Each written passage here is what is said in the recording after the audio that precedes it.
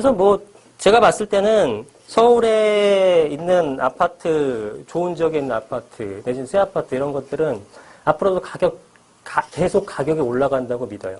네, 계속 가격이 올라간다고 믿어요. 계속 올라갈까요? 과연? 그죠? 뭐 이렇게 질문하신 분 있어요. 자, 이렇게 비싼데 이렇게 올라갈까요? 전 계속 올라간다고 봐요. 네.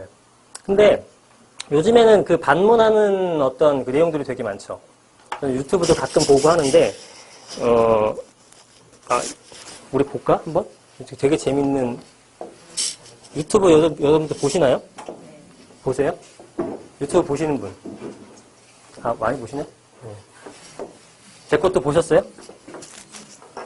뭐야, 반응이. 못 보셨습니까? 유튜브, 제가 들어가고 알려줄게요. 유튜브, 보통은 핸드폰으로 보시죠? 핸드폰을 앱 깔아서 그냥 보시면 되고, 인터넷을 보시려면 이렇게 들어가야지 뭐. 지금 제 거를 보시겠다는 얘기는 아니고, 제가 조금 전에 봤던 거를 한번 보여드릴게요.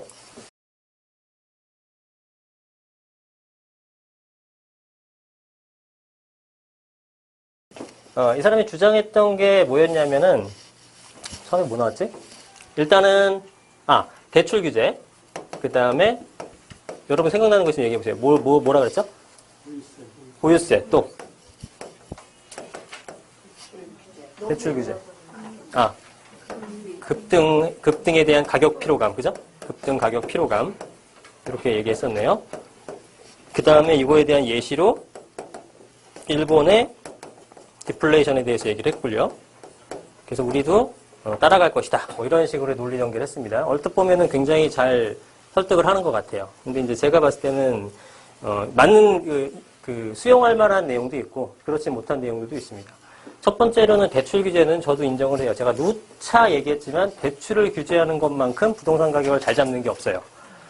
네, 왜냐하면은, 제가 이 가격은요, 부동산 가격이라는 것은 어떤 식으로 움직이는지 두 가지를 일단 설명을 해야 됩니다. 첫 번째, 장기적 가격 패턴과 단기적 가격 패턴이 있어요. 장기 가격 패턴은 뭘로 움직이냐면요, 이거는 통화량에 따라 바뀝니다. 통화량. 그럼 쉽게 다른 표현하게 되면 물가 상승률이 되겠고요. 인플레이션이라고도 표현할 수가 있겠죠. 자, 여러분들이 20년 전, 30년 전에 샀던 모든 물품에 대해서 지금 명목 가격 자체가 안 올라간 상품은 단 하나도 없죠. 부동산도 마찬가지고요. 그게 그 상품의 가치가 올랐기 때문에 가격이 오른 것이 아니라 통화량이 많이 발행됐기 때문에 화폐 가치가 하락해서 가격 자체가 상승한 겁니다. 그죠? 그래서 길게 보기에는 이건 무조건 통화량만으로 판단하시면 돼요. 하지만 단기적으로는 그렇게 움직이지 않아요. 단기적으로는 뭘로 움직일까요? 많이 아는 거. 수요 공급량, 수급량 갖고 판단하는 겁니다. 그래서 가격이 오르기 위해서는 수요가 많아지면 되는 거죠. 이렇게 되게 되면은 가격이 상승하는 겁니다. 반대가 되면 떨어지는 거고요. 그럼 우린 단기적으로 봤을 때 수요와 공급 중에서 어떤 게 더 많으냐? 수요 초과냐, 공급 초과냐 이것만 보게 되면 단기적인 수익을 판단할 수가 있는 겁니다. 단기적인 패턴을. 그런데 대출 규제라는 것은 수요를 왕창 없애는 요소가 됩니다. 자, 보유세는요, 수요를 왕창 없앨 수 있는 핵심 팩터가 될까요? 저는 안 된다고 봐요. 왜냐하면, 보유세라는 건 여기서 이제 종부세라고 표현해 볼게요. 종부세 이번에 인상을 왕창 시켰잖아요. 그 종부세 인상 왕창 돼가지고 여기서 타격을 입으신 분, 혹시 손 들어보세요? 없죠. 네. 보유세로 인상해서 종부세로 왕창 맞고 타격을 받는 사람들. 일단 종부세를 내고 있는 사람들이 대한민국의 2%밖에 되지 않습니다. 굉장한 부동산 부자들이죠. 그 중에서도 75% 정도는 다 낮은 구간에 있어요. 몇십만 원 안 올라가는 구간. 끼케야 몇백만 원 안 올라가는 구간에 있습니다. 나머지 대한민국 1% 이상의 부자들이 1,000만 원, 2,000만 원씩 더 내는 거거든요. 그 사람들한테는 또 별거 아닌 돈이에요. 우리가 2, 30만 원 더 내는 거랑 비슷한 느낌입니다. 그래서 이거는 어느 누구도 타격을 거의 못 줍니다. 그래서 수요가 실질적으로 줄어드는 효과를 거의 발휘하지 못하는 정책 중에 하나였다고 저는 판단을 해요. 그래서 보유세로 인상해서 어떤 그 집값에 대해서 금매가 출하되길 기대한다? 말이 안 되는 발상입니다. 제가 봤을 때는. 그리고 금리 인상 오늘 인상 동결 중에 뭐 했죠? 금리 동결했어요. 이제 한 번 언제 남았냐면 11월 30일 날 올해 마지막 금리 인상분 금통위원회가 있거든요. 이때 올릴까요? 떨어뜨릴까요? 동결되진 않을까? 올릴까요? 그래요? 네, 올릴 가능성이 굉장히 높다고 봐요. 이건 왜 올릴까요? 미국 때문에. 경기가 좋지는 않아요, 우리나라가. 그죠? 경기가 안 좋았기 때문에 올해 내내 동결했던 거거든요. 미국 내내 올릴 때. 근데 이제 버티기 힘들 만큼 격차가 벌어졌죠. 미국은 지금 이번에 12월 달에 또 올리게 되면 우리나라랑 1%포인트 차이 납니다.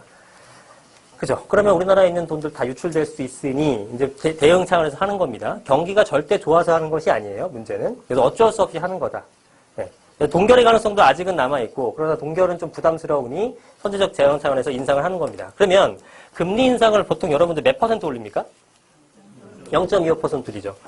0.25% 올리게 되는 거예요. 0.25% 기준금리 올렸다고 시중금리가 0.25만 올라가느냐? 더 올라갈 수도 있긴 합니다. 근데 어쨌든 요걸 기준으로 했을 때 0.25% 제가 얼마 전에 기사 보니까 인당 대출액이 8천만 원인가 그렇더라고요. 근데 1억으로 잡아볼게요. 1억인데 우리가 0.25%의 금리가 인상됐다고 하게 되면 이거는 25만 원만 상승하는 겁니다. 그것도 연간. 그럼 여러분들이 월 부담하는 액수는 얼마예요? 2만 원입니다. 2만 원. 0.5가 되게 되면 4만 원. 그죠?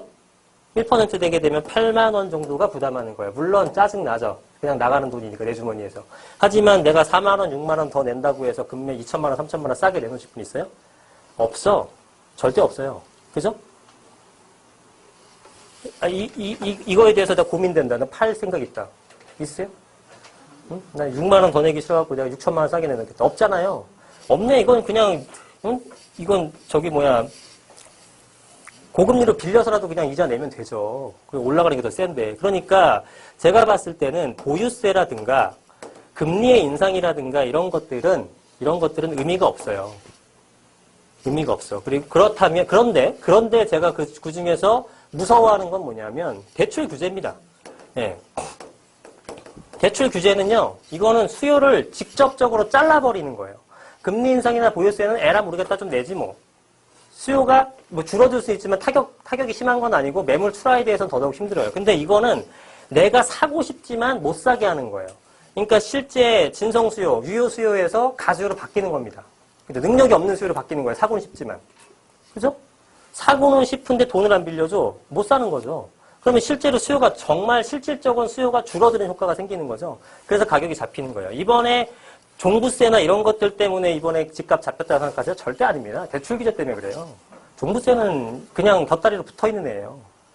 종부세만 내놨으면 절대 집값 못 잡았다니까요. 그러니까 가격 급등에 대한 피로감 어느 정도 있는 거 맞고요. 그 다음에 대출 규제 이 효과로 인해서 가격이 이번에 지금 거래량이 단기적으로는 거래량이 없는 형태가 나타나는 겁니다.